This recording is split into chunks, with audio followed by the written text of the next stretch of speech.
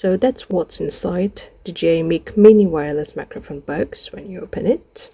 And let's set it up and see how it works. The audio you just heard was recorded using my phone, but now I'm narrating this video using the DJI Mic Mini. The first thing I'm holding is a charging cable, which you connect to both the receiver and transmitter charging dock.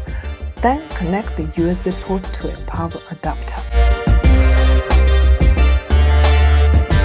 Next, we have the camera audio cable. You plug one end into the receiver and the other into your camera. Then there are two windscreens in different colors. To attach one to the microphone, look for the tiny holes on the mic and align them with the bumps on the windscreen.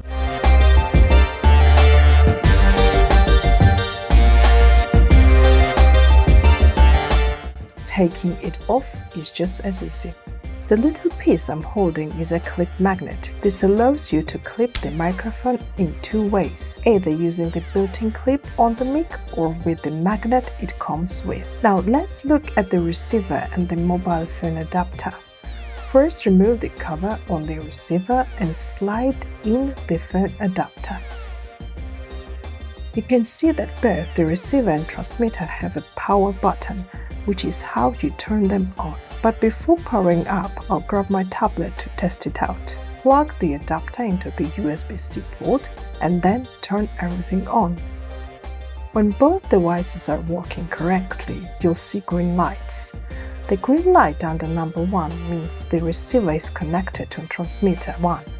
If you had a second transmitter, the light under number 2 would also turn green. One more thing, if the green light is blinking, it means something isn't connected properly. If your transmitter shows blue lights, it means it's not connected to the receiver. To fix it, turn both devices off, then back on, and hold the linking buttons on both for several seconds. The lights on the numbers should turn green. I tested the recording and even walked far away from the tablet, but judging by the audio waves, I could tell something was off. After turning it off and on a few times, I finally figured out the mic wasn't recording because I didn't plug the receiver in properly. Oops! Once it was connected correctly, the audio waves confirmed it was finally working, and now you can also hear how it sounds. I think it is working. You can see the waves. I am far away from the top right now, and from here I can see that waves are quite high.